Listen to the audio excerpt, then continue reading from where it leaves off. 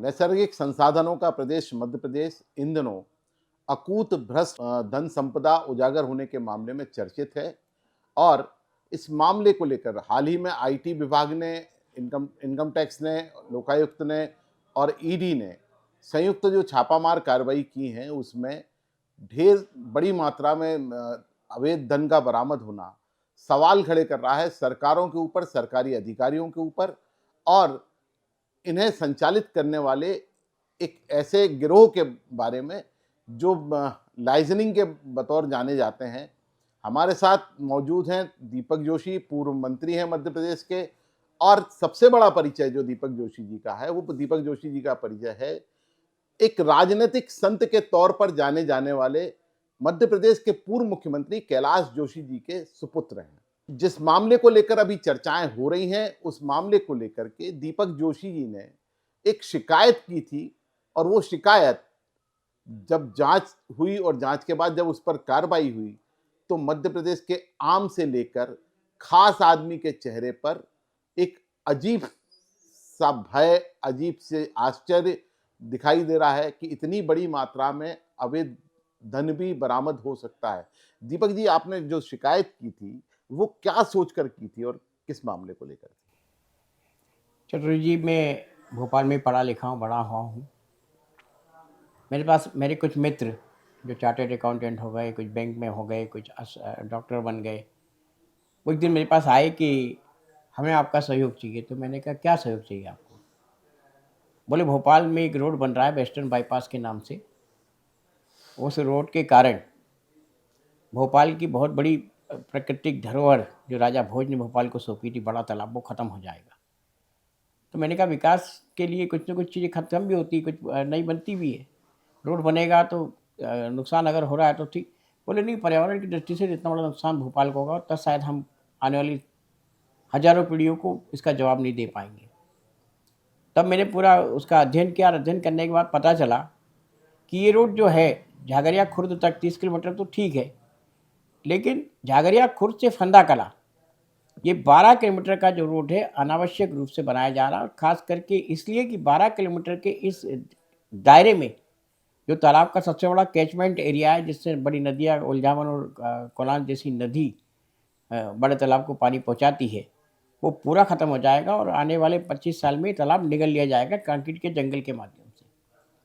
पता ये भी चला है कि बहुत से ब्यूरोक्रेट्स, राजनीतिक दल के नेता लोग और कुछ दबंग लोगों ने इस इलाके में भारी व्यापक पैमाने पर ज़मीन खरीदी थी।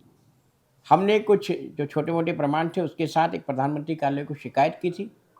माननीय प्रधानमंत्री कार्यालय से वो पत्र लोक निर्माण विभाग, चूँकि निर्माण एजेंसी वो थी, उसके पास आया और जिसमें मेरे नाम को मेंशन करते हुए कहा था कि मैंने जो शिकायत की है उसमें ज़मीनों की व्यापक हेराफेरी की संभावना प्रकट हो रही है, तो इसकी बिंदुवार जांच करके कमेटी बनाकर जांच की जाए।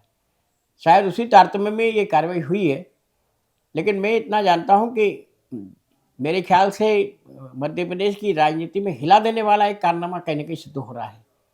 ट्रांसपोर्ट के माध्यम से पैसा लेना, फिर बिल्डरों के माध्यम से पैसा लेना, फिर इस प्रकार से सोना निकलना, वो जंगलों में लावारिस हालत में एक मध्य प्रदेश को अजीब व गरीब स्थिति में पैदा कर दिया। और इसके लिए जिम्मेदार हम सब लोग हैं, क्योंकि कहीं न कहीं गलतियाँ लगातार हुई है और गलती का प्रकटीकरण हुआ है प्रधानमंत्री कार्यालय के एक संज्ञान लेने के कारण।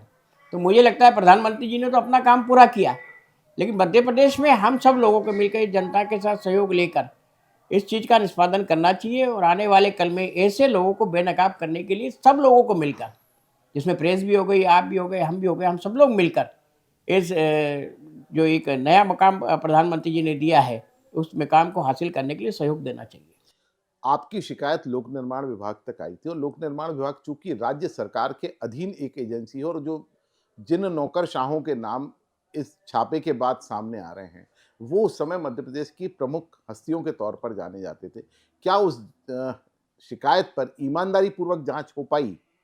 चतुर्वेदी जी, देखिए, मैं तो इस वक्त एक साधारण कार्यकर्ता हूँ पार्टी का।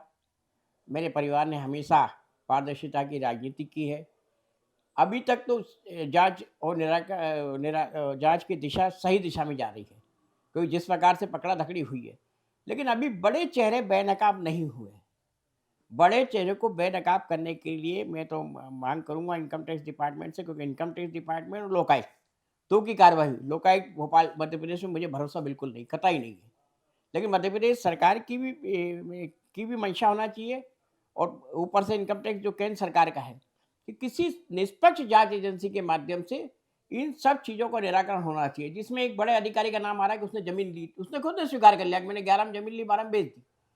क्या ये इस प्रकार की ज़मीनों को लेना-देना, और ख़ास करके जिस शर्मा जी का नाम आया, राजेश शर्मा जी का, उनके संबंध किनसे थे, रोज़ किनके साथ उठना-बैठना था, और उन्होंने बाकायदा एग्रीमेंट एक किया है बिल्डर से, जिसमें उन्होंने बाकायदा एक नोट पे लिख के दिया है कि आपके ये काम में पटवारी, तहसीलदार, एसडीएम, कलेक्टर, कमिश्नर सारे जा एनओसी में लाके दूँगा, बदले में मुझे आपके इतने प्लाट चाहिए।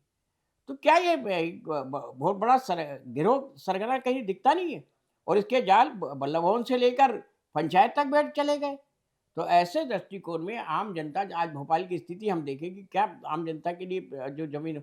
दूसरा एक और बड़ा काम है कि ये जो बड़ा तालाब के आस-पास की ज़मीन है, इनका आप कलेक्टेड रेट देखिए बहुत कम है, कलेक्टेड गाइडलाइन में। दूसरी जगह की ज़मीनों के बहुत ज़्यादा है, क्योंकि सारे बड़े-बड़े लोगों का ध्यान बड़े तालाब को निगलने में था। एक अच्छी लोकेशन उनको चाहिए थी, एक रात से ही ठाट-बाट चाहिए था। हम राजा भोज की विरासत को तो खत्म कर रहे हैं। ये नए राजा पैदा करके शायद आने वाले कल में बताएँगे कि साहब ये हमारे नए-नए राजा थे, इनके बड़े-बड़े अट्टालिकाएँ, महल हैं। कलेक्टर गाइडलाइन और मार्केट वैल्यू दोनों में ज़मीन आसमान का अंतर होता है और जिस इलाके की बात कर रहे हैं वो आज की तारीख में सबसे पॉश लोकेलिटी के तौर पर जाना जाता है।